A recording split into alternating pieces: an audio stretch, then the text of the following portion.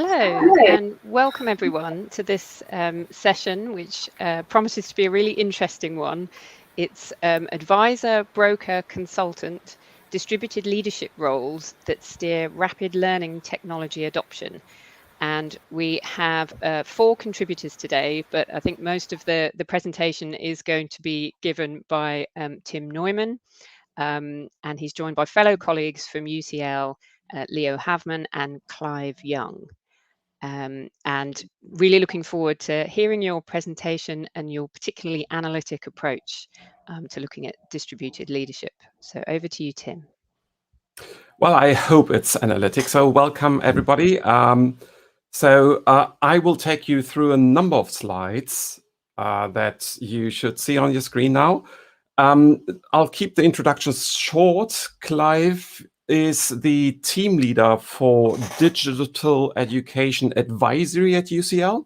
So that's a small team that advises people, really. And Leo is one of the digital education advisors in Clive's team. Myself, I am associated to Clive's team, but I'm actually employed as a lecturer at the UCL Institute of Education, one of the faculties for which I'm also performing the role of a faculty learning technology lead. So, we have quite a bit to go through. I will effectively construct a story throughout the pandemic and how we evolved and how new roles came into being. But then we'll focus hopefully on 4 specific role profiles and what we can learn from that, which should be quite interesting. I do have a few takeaways for you to take home after the end of the session. And if technology works, then the slides should have just been tweeted under my account. So you can download them and you'll find more links there. So when the pandemic hit, we were not really starting from scratch. Every university across the country or any other organization, further education, whatnot, had already engaged with learning technology to some degree, I assume. That's no different to us. So we were not starting from scratch. And what you see on the screen now is that we had the digital education department, which comes under the wings of what we call Information Services Division. So it's effectively the techie guys, and the digital education team had like 4 or 5 sub-teams, and advisory is a big part of that.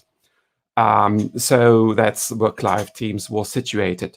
Then not within ISD, we have an academic development team called Arena, and they do all the teacher development stuff and so on. But we did coordinate and collaborate as well before the pandemic, but there was a slight barrier between these teams, as it normally happens. These are the central teams. Now, the departmental teams might have had their own local learning technologists. Most departments did not, actually. We did have an institution-wide e-learning champions network, and some other people were collaborating and so on. But there seemed to be a pretty big barrier. We didn't really know centrally what people were doing in their departments, and probably also vice versa. But overall, UCL has never been a full online institution, very much face-to-face oriented. So that's the starting point. When we all had to pivot to online learning, we had to move fast, obviously. So there were a lot of opportunities to grab there. Firstly, there were some central roles added to the team, and these were roles that were long sought. We added learning designers, hooray, which we didn't have before, but suddenly we found the money because these type of people were needed. But then we also launched a big assessment project and enhanced media and so on. And that was centrally, but locally as well. Faculties added learning technology leads, departments added connected learning leads, and every department had COVID mitigation coordinators and so on. And these 3 roles were suddenly appearing in every department. And that is thanks really centralized cascading idea of communication. So we suddenly had people who we could easily identify in each department, in each faculty, and the communication has been strengthened to a great deal. I mean, it might have looked very top-down or so, but thanks to these new structures, we also had a way to feed information bottom-up upwards the chain. So great opportunities to establish new structures. Now then, when we hit the winter lockdown, so that was 2020, 2021, so at the turn of the year, we were taking some time to reflect and analyze the current situation. And it was particularly myself who did a bit of analysis, both in my own faculty, the Institute of Education, but also for UCL as a whole. And I had engaged previously in an analysis based on these 10 areas, which I have adapted from Garrison and Kanuka's 9 areas that I identified was as crucial for technology adoption. And you can read more on these links on the slide. We presented on this in 2018, so you can now see the differences and how this evolved. And it's actually good to have this kind of analytical framework and reuse it time and time again, because then you also have a longitudinal component and can see how things change, which is really interesting, because then you do not lose all the good aspects that you did in the past. And I'll come to that at a later point. But really crucially, from the technology adoption and from the advice on learning technology perspective, were these 4 role profiles that you can currently see on the screen. So in the ARENA team, the academic developers, they were leading on teaching and teaching approaches.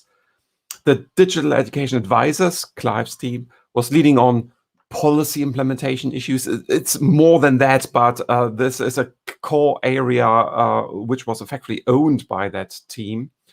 The faculty learning technology lead already distributed we have 11 faculties at UCL.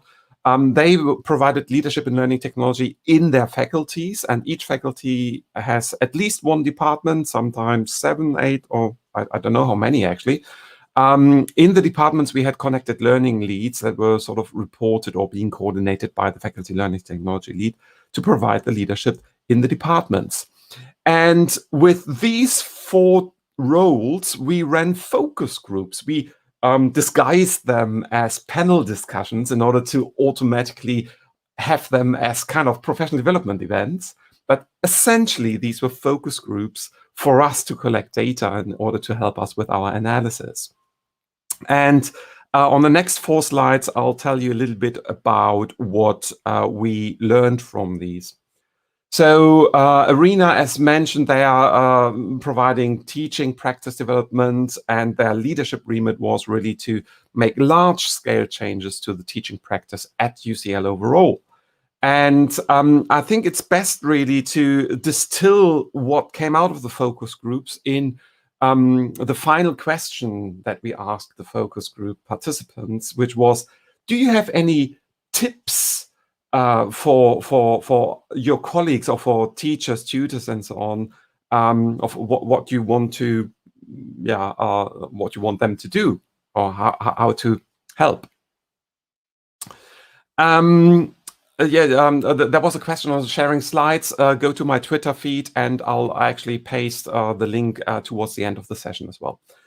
So the key tips from the ARENA group was trust your students and listen to them, because the students can actually take up some of what you're teaching and become partners in learning. And then also connect on a human level, humanize education, because especially in the pandemic situation where we did not have the face-to-face interaction, people still need to see the person behind, and they will appreciate that. And this is what keeps engagement going and what prevents dropouts, really, and prevents frustration and so on. Now, the digital education advisors, again, the main remit was to advise on pedagogic use of technology, but then also to embed good practice and organizational policies institution-wide. So these were the broad, big advice areas in learning technology for the whole, that were applicable to the whole institution. And the key tips arising from that were that do number your course content or your course activities, provide some structure and put numbers to the individual steps, and then specify the expected durations for each activity in order to clarify expectation, because that will, in the absence of the immediacy of what we have face to face, you need a bit more facilitative structure, scaffolding, as we call it, and numbering of steps and providing the anticipated learning time helps a great deal. So structure and navigation there. But also be mindful of over provision. It's easy to overload learners with activities and so on, especially if you have never done online learning before. And we tend to overload the students this way, and then they get stressed out, and we do not want to do that. So the faculty learning technology leads, again mentioned, they were in their faculties, and their key tips were, if you don't know, ask. Your job is to be an academic, not a technologist. But then also simplify. And they observe that tutors often don't need choice or don't want choice because it's too complicated. They want what's appropriate for their context they're currently finding themselves in. And then follow a model or a shared approach if you have one, because that also helps with consistency and replicability, scalability. And finally, videos do not need a high production value. Focus on a good structure and focus on what you do well. And it does not need to look like a broadcast from the BBC. The connected learning leads, again, they were doing their stuff in their localized departments, and their key tips were: find out what students think and strive for consistency in an as wide group as you can manage, program team, or maybe the whole department. Make students part of creating a learning experience. Don't ignore the past. And this is what I mentioned earlier. We have done really great stuff in the past. Don't forget about it, especially when you're onboarding new people, when new tutors come on board. Induct them into what has happened before so that they don't need to reinvent the wheel. But most importantly, find out what works for you and show students that you care. So, and there are good comments coming in the YouTube channel. I tend to ignore this for now, but let's summarize. So the focus group summary, well, if I wanted to summarize this in as few words as possible, then I would like to highlight that all of the groups flag the importance of networking and coordination, of working together with each other, finding the right partner who can solve your issues, and then brokering the contact between tutors and the person who can help you. So building a network is crucially important for those distributed leadership roles. That requires knowing who can do what, and then also passing this information on. But the most important thing, even when we talked about technology in the focus groups, the talk always revolved on people. And that, in my view, is a key aspect of being a leader. And when you're starting on your journey as a learning technologist and you're probably focused on a particular project and so on, keep in mind that when you are taking over leadership, then it's really about managing people, because you need to get people to do some stuff, sometimes things that the people themselves do not want to do.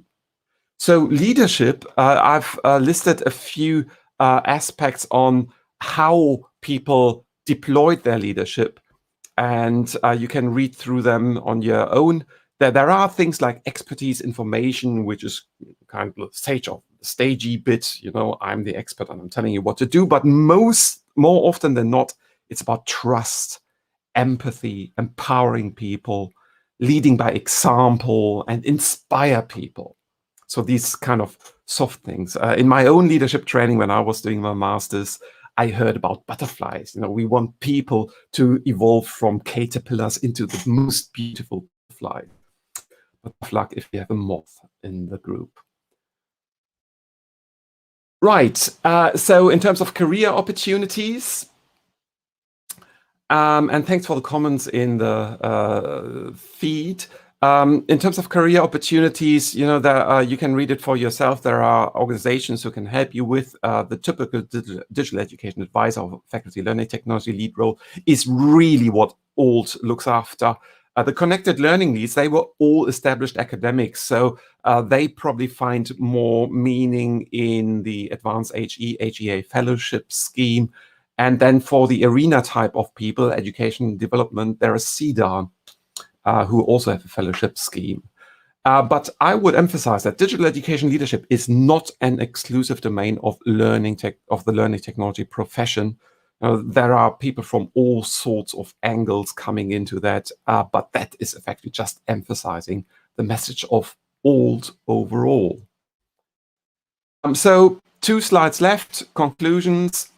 The first bit of the conclusion is this analysis activity, according to these 10 areas there, is really useful to identify gaps, but also identify areas for this distributed leadership. Where do I need to place the people to lead on this on the distributed aspects? So this analysis activity is really worthwhile doing. And finally, interview your distributed leaders. So these focus group activities, they are really great, and they give you so much information about leadership development. And finally, leadership or distributed leadership really correlates with aspects that are tackled in the CMALT scheme, HEA fellowship scheme, CEDAR fellowship scheme. So there's lots of correlation going on. And what we found overall, this distributed leadership of placing people at different points provides us with a structure that helps us adapt continually, because we are totally aware that change won't stop. Even when we get back to some form of normal, this normal will be different and evolution will keep going on. Hence, the importance of having a leadership structure that helps respond to this new context. So there are the links where you can find more information, and I will stop talking there so that we can have a few moments for discussion. Thank you.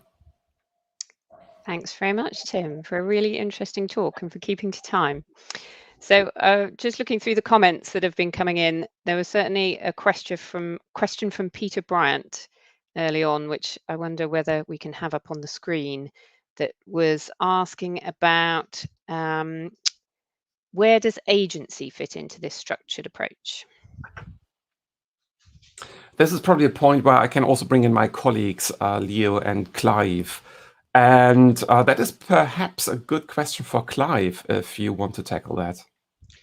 It's Leo made a point in the chat saying that a lot of what we have to do is through kind of persuasion, to onboard people into some of these discourses and helping them move forward. So we actually, in terms of leadership, we don't have a kind of direct command and control. So the agency of people is always critical to what we're doing. One of the things that we're finding now is, as Tim said, the environment has expanded a lot. So there's that community is now huge. So our role then is to sort of like central people, and how do we kind of manage that? How do we organise that community? How can we turn it into a community of practice? What kind of guidance do they need from us? And in some extent, they are running ahead of us in many areas, and we're sort of kind of catching up. So that is something we are trying to kind of get our heads around. People have learned so much over the last 18 months, and it's really to some extent consolidating that and learning from each other and sharing and so on. It's all kind of normal community practice stuff, but in such a distributed community, how is that going to work in practice? That's our challenge next, I think. Thank you, Clive.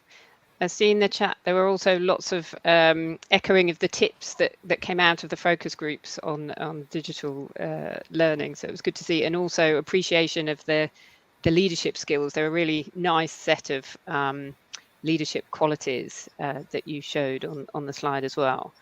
Sorry if I can interrupt that, because I just spotted a comment in the YouTube chat about other literature. I mean, this is probably not terribly new stuff, but it does confirm what has been written before. And when I started reading about leadership and so on, I find myself always going back to a book from 1994. That is how long? 27 years from now, by Greg Kearsley, Education, Technology, Leadership, or however it's called. So this was one of the early learning technology focused leadership books, and in 27 years, many of these things haven't changed very much. Interesting to know. I think Go on, there's a kind of something that's come out of preparing for this presentation actually is how do we help people develop in these areas? As Tim said, there's many different people involved with different kind of roles, different job descriptions and so on. But how can we help them to kind of move forward professionally in these particular areas? We do quite a lot in UCL and CMO, for example, but that's really just part of the story of how we do it. And this is something, again, it's something where I know these not answers, but more questions, but how can we help people to see a kind of a path forward and recognise the skills that they have acquired over the last 18 months? And there's a question related to that from Deborah Arnold, which we can perhaps get up on the screen, which is, to what extent was distributed leadership supported and recognised by the formal institutional leadership? Hello, Deborah. I think one of the things that I would note about that is that the new roles that were created were actually referred to as leads. So the faculty learning technology leads and the connected learning leads in the departments. And so it was seen, I think, really key by the formal institutional leadership that these roles had a kind of a leadership role to play, despite not necessarily being, managing colleagues. Yeah, that the naming of these roles is very deliberate.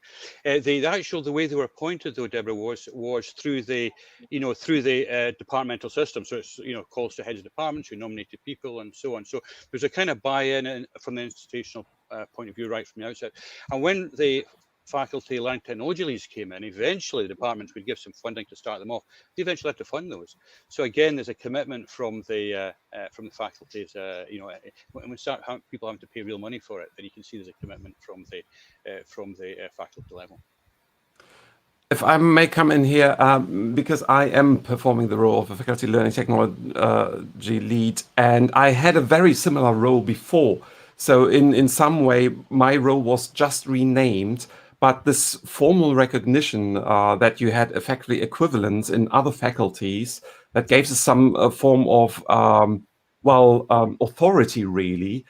So people would suddenly listen to what I say, and I would not need to go to them begging to listen to me and begging to, provide advice, to help them, really.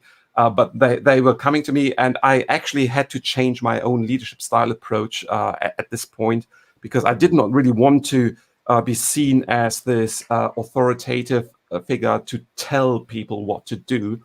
And that effectively is something that comes through in the words empathy and trust building and so on. So it's really trying to be to portray yourself as being on the side of the academics and really try to make life better for everybody while acknowledging the difficulties and then trying to figure out what to do about them. Thank you. Thanks, Tim, for sharing that. Clive, did you have something else to add? I'm not sure. I was just going to say that although all what's said is true, we do actually have a slightly kind of guidance role in there as well. We have obviously university policies around things like accessibility and the baseline around the virtual learning environment, and these are sort of areas that we're kind of quite heavily into. So as well as trying to get everyone kind of moving on, we're trying to drive for the students this kind of cohesive experience as well. So there's a kind of a number of different aspects of it. It's we're guiding people along a particular path, but we have a kind of idea of what path often we want people to go down in some areas. Anyway. Is that right, Leo? I think that's fair to say, but I think that there's I think what we're trying to do is provide a structure within which there's quite a lot of flexibility. Thank you all. We've come to the end of our time here. There was another question in the chat, which hopefully from Matt East, you can pick up in Discord after the session. But I will thank you again for a really interesting presentation. Lots for us to think about and discuss in Discord after the session. Thank you. Thanks, Thank you, everyone. Helen. Thanks. Thank you.